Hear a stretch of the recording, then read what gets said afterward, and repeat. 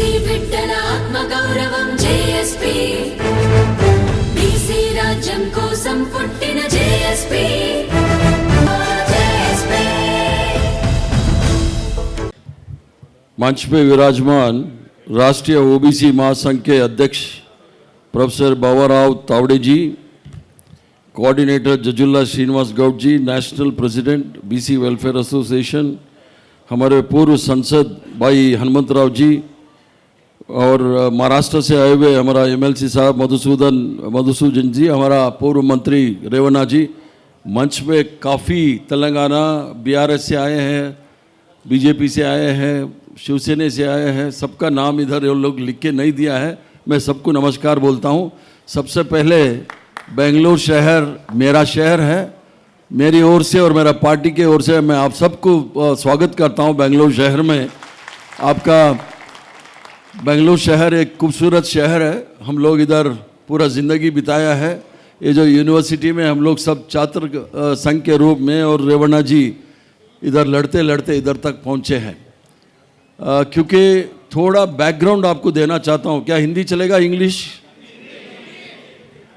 थोड़ा बैकग्राउंड आपको देना चाहता हूँ। जो आरक्षण के बारे में हम लोग बात करते हैं, थोड़ा इतिहास को आप जानना चाहिए। कर्नाटक और महाराष्ट्र सबसे पहले हम लोग आरक्षण का पायनियर्स है। 1918 में महाराजा मैसूर एक मिलर्स कमीशन बनाया था। उसके तहत पूरा मैसूर स्टेट में जो कास्ट सेंसस के तहत जो आरक्षण को जो है वो 75% आरक्षण दिया। तब तक 96% लोग एक ही जात के लोग पूरा एडमिनिस्ट्रेशन में था। तभी महाराजा ने सोचा मेरा राज्य में सबको मौका मिलना है, इसलिए 75% रिजर्वेशन 1918 में मैसूर महाराजा ने दिया था।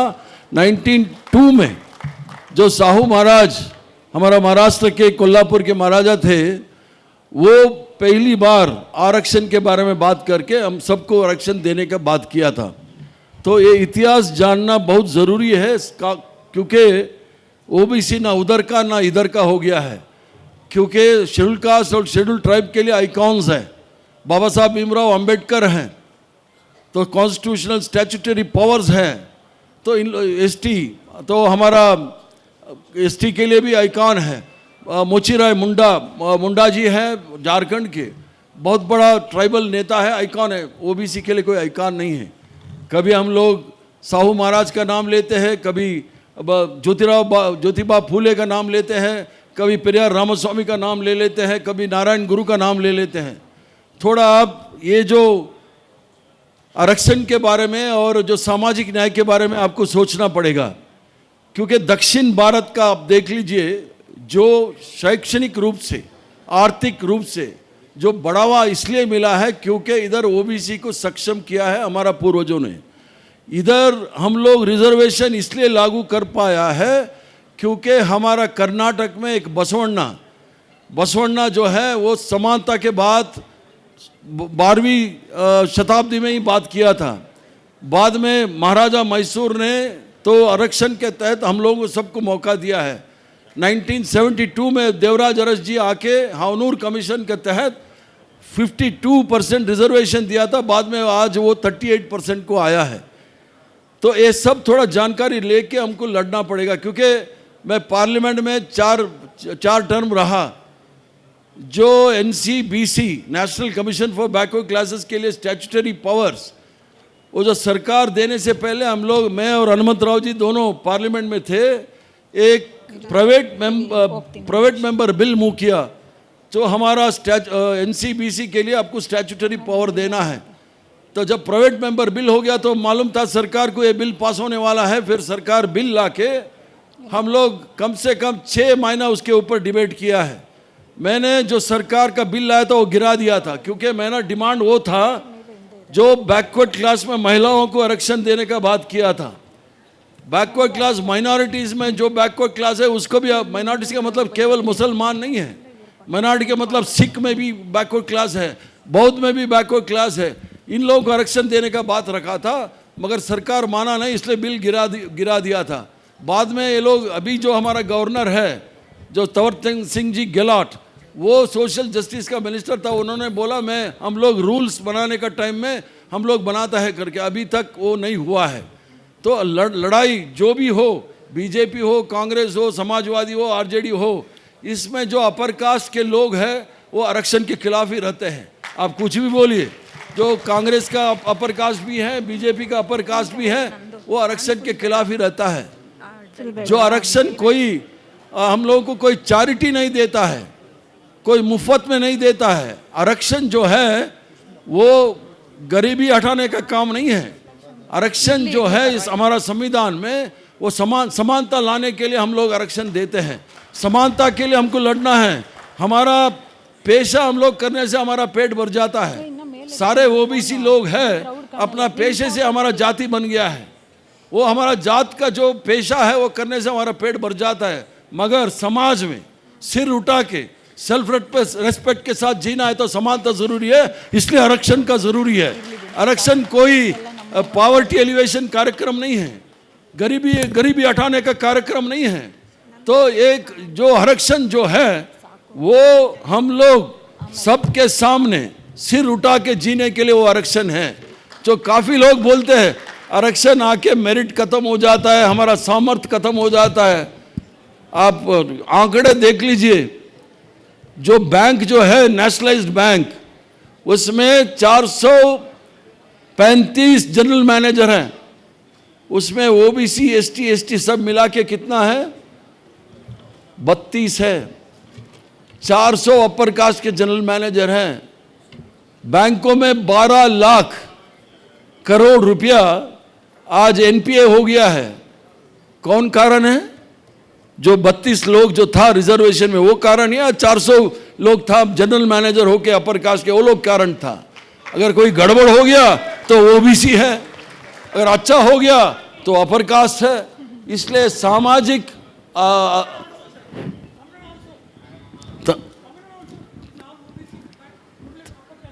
Tamil Nadu, Periyar Ramaswamy started his movement in way back in 1920. And you are the pioneer in giving a midday meal scheme way back in 1920. अभी जो कुछ स्टेटों में बात करते हैं, अगर कोई मॉडल हो, जो ह्यूमन डेवलपमेंट इंडेक्स देख लीजिए, ह्यूमन इंडेक्स डेवलपमेंट में पहला स्थान में तमिलनाडु है, क्योंकि 1920 में ये लोग बच्चों के लिए mid day meal scheme start किया था 1920 में। आज इसलिए तो उधर साक्षरता बहुत है। केरला में नारायण गुरु, दक्षिण भारत में क्यों हम लोग आगे हैं? केरला में नारायण गुरु अपना स्लोगन था, पूरा दुनिया में एक ही भगवान है, एक ही धर्म है और एक ही जात है। One God, one cast and one religion. That was Narayan Guru. Basavana here in Karnataka said that we are all equal. Vemana in Andhra and Telangana, he said we are all equal, we are no way lesser than any, we are no inferior to anybody. Maharashtra, you have Baba Saheb Bhimrao Ambedkar, Jyotiba Phule, you have Savitribai Phule, you have Fatima B. Everybody fought for the social justice and social equality. That's why we have improved in this part of the country. Whereas you go and कभी कभी बोल देते हैं आरक्षण से हमारा क्षमता खत्म हो जाता है।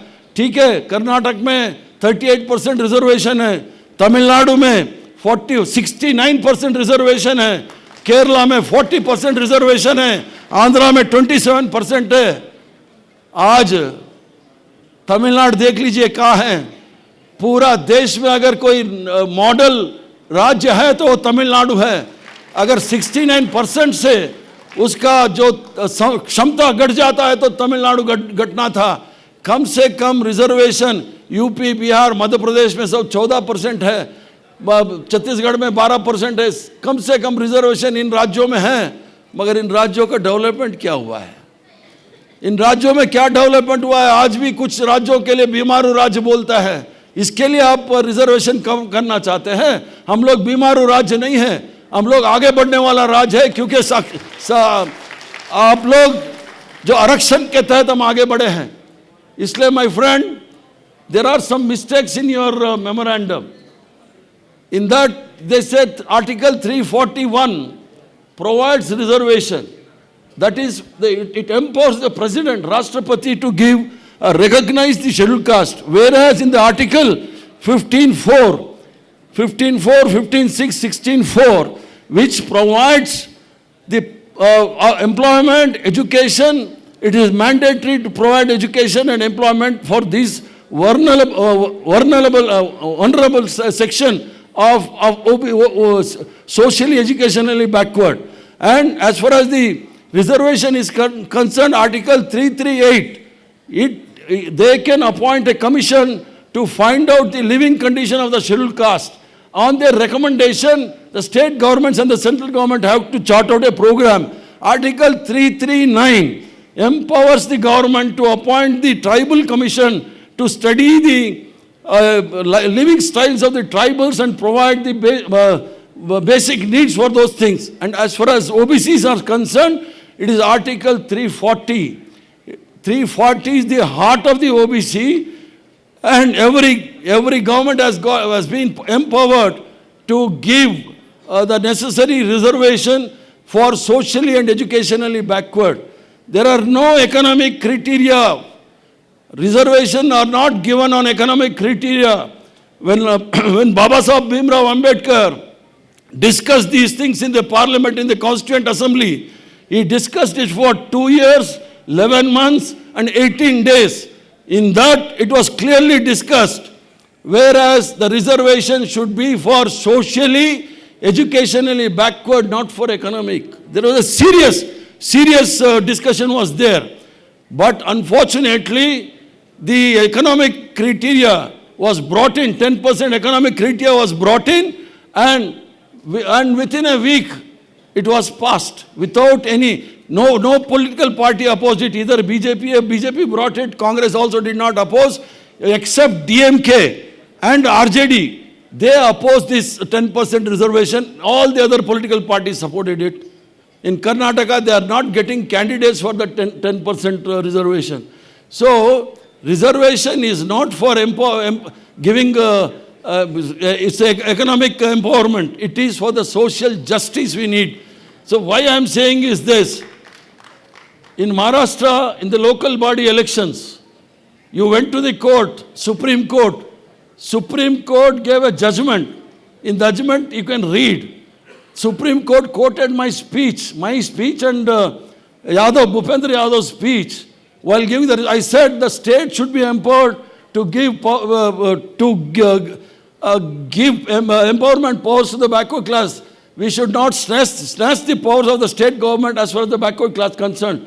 Then only in 2021, that was passed in 2017, that NCBC bill, again it was brought back in Lok Sabha in 2021, and then they rectified it. So we also fight in our own way, but we don't take any publicity.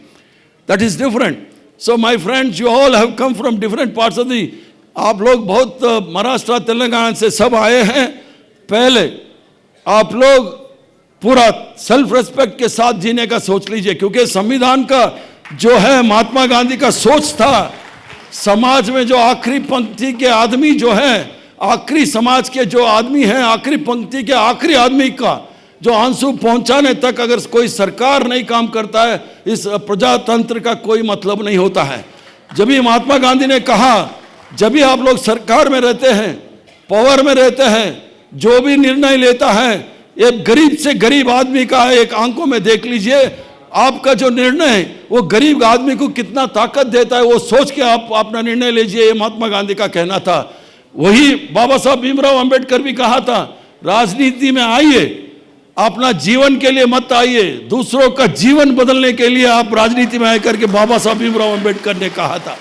इसलिए जो 75 साल 80 साल होने जा रहा है हमारा आज़ादी के बाद, जो हम दोबारा वापस जाने का मोड़ में खड़े हैं, कुछ हमारे नौजवान लोग गलतफहमी में आ गया है, संविधान के खिलाफ बोलते हैं.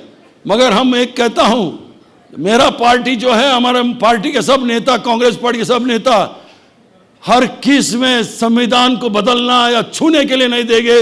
अगर कुछ करना है तो हमारा डेड बॉडी के ऊपर करना पड़ेगा. ये तो ताकत हमारे पास है. इसलिए संविधान को बचा के रखने का पहला काम आपको करना है. लोग बोलते हैं, क्योंकि माहिर है वो लोग संविधान के खिलाफ जो भाषण देते हैं, तो बोलेगा मेरिट को मौका नहीं मिलेगा, मेरिट को मौका मिल के क्या क्या हुआ है करके मैं बोल सकता हूं क्या हुआ है। तो मेरिट के बात नहीं है, मेरिट के बात नहीं है। ये देश हमारा है, आजादी के लिए हम लोग लड़े। इस देश का जो इतिहास जो था, पहले धर्म का प्रभुत्व था, धर्म से देश और दुनिया चलते थे। धर्म से कुछ नहीं चल पाया तो राज प्रभुत्व आया, राजा महाराजा आया। इस देश में 580 राजा महाराजा थे, उधर कोई संविधान नहीं था। जो राजा बोले, वो मंत्री बोले, वही संविधान है। पूरा जायदाद राजा का ही है। बाद में वो भी फेल होने के बाद प्रजातंत्र आया है। प्रजातंत्र के मतलब हर आदमी को अपना 5 साल में अपना सरकार चुनने का ताकत जो राष्ट्रपति द्रौपदी मुर्मू को है, वही जो ताकत जो पूरा रिमोट विलेज में जो जीते हैं उसको भी वही ताकत है। 1 वोट 1 वैल्यू जो वो किया है, वो समानता का भाषा है। हमारे लोग संविधान नहीं पढ़ते हैं। अब देख लीजिए, कुछ लोग, मेरे को बहुत अफसोस होता है, अपर कास्ट के लोग कॉन्स्टिट्यूशन के खिलाफ बोलते हैं, मैं मान लेता हूं, गलत फहमी है हमारा कुछ ओबीसी और दलित और एसटी में भी, वो लोग भी कॉन्स्टिट्यूशन के खिलाफ बोलते हैं। अगर कॉन्स्टिट्यूशन नहीं होता, प्रजातंत्र नहीं होता है, हमको कोई इस मंच पे कोई बैठने नहीं देता। वो तो सदन, इस हॉल से बाहर हम लोगों को ताली बजा के बैठना पड़ता था। इसलिए पहला काम आप संविधान को बचाइए। और एक सुझाव दे के मेरा वाणी को विराम देता हूं, तावड़े साहब और जजुला जी हैं, कोई एक आइकॉन बना लीजिए ओबीसी के लिए। 1-2 आइकॉन जरूरी है। जो एक आपका ये जो ज्योतिबा फूले हैं, नारायण गुरु बोलते हैं इस दुनिया में एक ही भगवान है, एक ही जात है और एक ही धर्म है। और ज्योतिबा फूले बोलते हैं सबको शिक्षा देना है। ऐसा 2 आइकॉन लेके सबको एक होना करना है, क्योंकि ओबीसी इतना बांट चुके हैं, बिखर चुके हैं। इसको एक करके नारायण गुरु का नाम पे, ज्योतिबा फूले का नाम पे एक करके आगे बढ़ना जरूरी है, क्योंकि हमको एक होने नहीं देंगे। आपको एक चॉकलेट दे देगा, मेरे को दूसरा चॉकलेट दे देगा, तो हमको लड़ते रहना पड़ेगा। तो इसलिए आप गलत फहमी में मत आइए, क्योंकि हमारा पूरा जिंदगी हम लोग लड़ते लड़ते आए हैं। क्योंकि आज जो हालात है, केवल इस देश का नहीं, पूरा दुनिया में हालात है। क्योंकि ये लोग जो खिलाफ बोलते हैं संविधान के खिलाफ, आप अमेरिका जाइए, सबसे आपको सुपर पावर है आज अमेरिका। उधर रिजर्वेशन नहीं है क्या? उधर भी काले जो है उसको अफर्मेटिव एक्शन के तहत वो लोग रिजर्वेशन देते हैं। जब अमेरिका जैसा देश में पूरा एडवांस्ड है, तब उधर आरक्षण देता है, तो हमारा देश में क्या गलती है अब रिजर्वेशन देने के लिए? जात का नाम पे लोगों को जो जानवर से घटिया देखते हैं, तो इधर रिजर्वेशन देने में क्या गलती है? इसलिए मेरा अनुरोध है, तावड़े जी और अन्य पार्टी के, बीजेपी के, शिवसेना के हैं, बीआरएस के हैं, कांग्रेस के हैं, सब लोग हैं, सब अपना अपना पॉलिटिक्स आप करिए, हमारा कोई इतराज नहीं है, हम भी वो पॉलिटिक्स करते हैं। मगर ओबीसी जब आता है तो हम एक होकर लड़ना पड़ेगा, नहीं तो कोई हम लोग हासिल नहीं कर सकता है। तो इसलिए मेरा अनुरोध है, पहला एक आइकॉन को तय कर लीजिए, आइकॉन तय करके हम लोग को आगे लड़ना पड़ेगा। क्योंकि सिर्फ इस देश में 80 साल है, हम लोग इज्जत से जीने का संविधान हमको मौका दिया है। अगर संविधान हट गया ना, हम लोग सब गुलाम बन जाएगा। और जो ज्योतिबा फूले के बात किया वो अलग है, उससे ज़्यादा सावित्रीबाई फूले और फातिमा भी, ये लोग महिलाओं के लिए शिक्षा देने का काम जो किया है, कोई हमारा महिलाओं को मालूम नहीं है, हमारा बच्चों को मालूम नहीं है। समझाइए, जो हमारा आज बच्ची लोग पढ़ रहा है, तो ज्योतिबा फूले और सावित्रीबाई फूले, फातिमा भी का आपको याद रखना पड़ेगा। क्योंकि जो हमारा लड़के हैं, लड़कों से ज़्यादा अच्छे पढ़ते हैं हमारा बच्चियाँ, तो इन लोगों को सारे मौका मिलना चाहिए। तो ये सब अलग अलग इतिहास, बहुत छोटा सा इतिहास है इस देश का। जो जियोग्राफिकल आइडेंटिटी बोलते हैं ना हिंदुस्तान, बहुत लोग समझता नहीं है, इसलिए मैंने बोला इस देश में 580 राजा महाराजा थे, कोई देश नहीं था। महात्मा गांधी का नेतृत्व में जो लड़ा कांग्रेस पार्टी ने, कश्मीर से कन्याकुमारी, कच्छ से कोहिमा तक, इस देश को हमारा हाथ में दिया है। इस देश में कितना भाषा है, 22 ऑफिशियल लैंग्वेज है, 19,000 बोली है, 19,000 बोली है। 3 रेसेस है, आर्यन रेस अब नॉर्थ इंडिया, साउथ इंडिया में द्रविडियन रेस है, नॉर्थ ईस्ट में मंगोलियन रेस है। तो इतना खूबसूरत देश आपको कहीं नहीं मिलेगा। मैं पूरा दुनिया घुमा हूँ, हर जगह से, हर अपना रहन सहन खाना पीना 20 किलोमीटर में अलग अलग मिलता है। कोई दुनिया में कोई देश में नहीं मिलता है इतना खूबसूरत। हमारा पूर्वजों ने आपका हाथ में दिया है, उसको बचा के आगे चलना है तो संविधान को बचा के आपको चलना पड़ेगा। इन्हीं शब्दों के साथ मेरा वाणी को विराम देता हूँ। जय हिंद, नमस्कार।